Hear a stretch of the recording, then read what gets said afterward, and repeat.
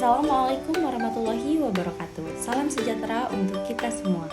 Perkenalkan, nama saya Cahaya Utami, peserta pelatihan dasar CPNS Kabupaten Bogor Angkatan 9 NDH 14 tahun 2022. Selain itu, saya juga bekerja sebagai perawat di RSUD Cibinong. Di sini saya akan menjelaskan tentang analisis isu kreatif dan gagasan kreatif untuk mewujudkan smart governance. Dalam merumuskan analisis isu kontemporer ada 4 tahapan, yaitu yang pertama identifikasi isu, yang kedua penapisan isu, yang ketiga analisis isu, dan yang keempat gagasan kreatif untuk menyelesaikan masalah. Saya mengambil 6 identifikasi isu yang ada di RSUD Cibinong, yaitu yang pertama kurangnya kepatuhan pengunjung dalam mematuhi protokol kesehatan. Yang kedua, kurangnya kepatuhan pengunjung pasien ICU dalam memenuhi jam kunjungan pasien ICU. Yang ketiga, belum optimalnya penggunaan safety box. Yang keempat, rendahnya pengetahuan pasien dan keluarga tentang alur IGD. Yang kelima, ketidaksesuaian antara jumlah pasien dan perawat penanggung jawab. Yang keenam, kurangnya kepatuhan pembatasan penunggu pasien. Pembahasan yang pertama yaitu kurangnya kepatuhan pengunjung dalam mematuhi protokol kesehatan. Saya mengambil isu ini karena banyak penunggu atau pengunjung yang tidak menggunakan masker, sehingga terjadinya kekhawatiran pada penunggu lain dan petugas. Yang kedua yaitu kurangnya kepatuhan pengunjung pasien ICU dalam mematuhi jam kunjungan pasien ICU.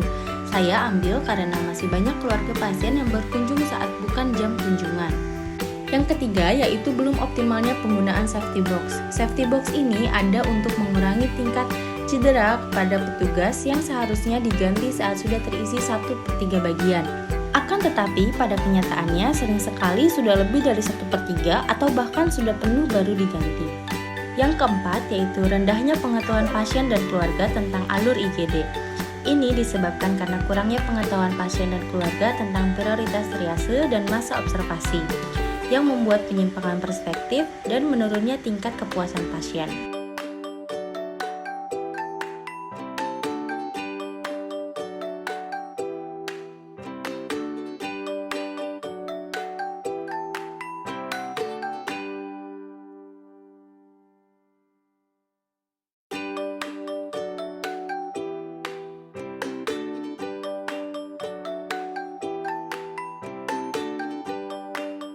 Dan yang terakhir keenam, kurangnya kepatuhan pembatasan penunggu pasien. Dalam hal ini, penunggu pasien melebihi dari ketentuan. Misalnya, pasien hanya boleh ditunggu oleh 1 orang yang memiliki kartu tunggu. Tapi pada kenyataannya di lapangan sering terjadi ditunggu oleh 2 orang. Teknik tapisan isu yang pertama yaitu APKL.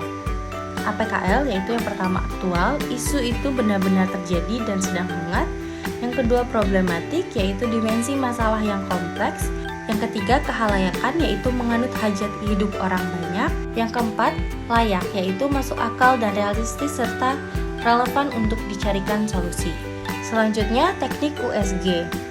Yang pertama, urgensi. Seberapa mendadak suatu isu harus dibahas, dianalisis, dan ditindaklanjuti.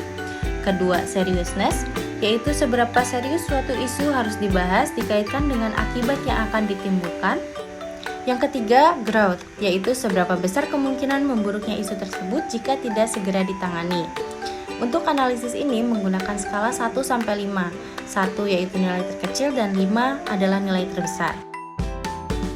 Berikut adalah analisa menggunakan teknik APKL. Dan akhirnya mendapatkan 4 isu teratas dan kita ambil core problemnya dengan analisa menggunakan teknik USG. Kesimpulan berdasarkan teknik tapisan APKL dan USG, maka dapat saya simpulkan bahwa ketidaksesuaian antara jumlah perawat penanggung jawab pasien, yaitu perbandingan yang tidak sesuai. Misalnya, perawat ICU idealnya 1:1, yakni 1 perawat 1 pasien, tapi di lapangan yang terjadi adalah 1:2 atau 1:3. Hal ini menyebabkan perawat kewalahan dan kurang fokus dan bisa juga terjadi human error yang akan menurunkan tingkat kepuasan pasien serta menurunkan citra positif rumah sakit. Fakta dan sumber buktinya, saya sendiri mengalami di lapangan pembagian 1:2 atau 1:3 di ruangan ICU. Berikut ini adalah fishbone yang saya pakai.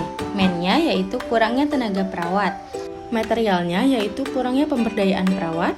Marketnya yaitu ruang perawatan yang selalu terisi penuh. Mesinnya yaitu kebijakan yang ada oleh rumah sakit dalam penyediaan SDM. Lalu metodenya yaitu belum meratanya pembagian perawat ke ruangan. Untuk gagasan kreatif penyelesaian isunya yaitu berdasarkan identifikasi isu dengan menggunakan APKL dan USG. Selanjutnya, menentukan akar masalah dengan menggunakan diagram fishbone. Isu yang menjadi prioritas adalah ketidaksesuaian jumlah pasien dan perawat. Adapun gagasan yang dipilih untuk menyelesaikan gagasan tersebut adalah penambahan perawat di ruang ICU melalui website untuk menjaring perawat yang kompeten. Terima kasih. Wassalamualaikum warahmatullahi wabarakatuh.